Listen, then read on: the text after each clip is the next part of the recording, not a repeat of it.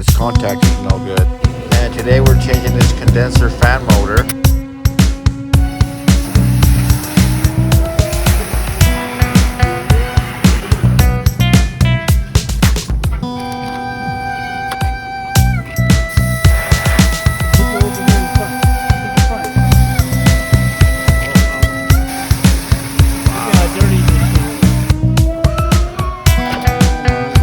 An R22 system is a little low on refrigerant. The circuit board not sending power to the contactor. When was the last time you got your maintenance again? This flame sensor's too dirty.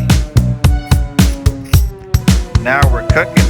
We're gonna replace this inducer motor this morning. System's working like a champ. People don't believe in maintenance anymore.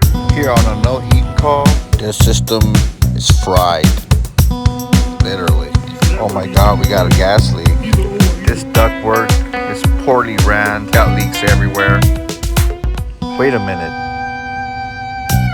How the hell do I get out of this attic? Let's see if it's gonna work. Music to my ears. System's working like a champ.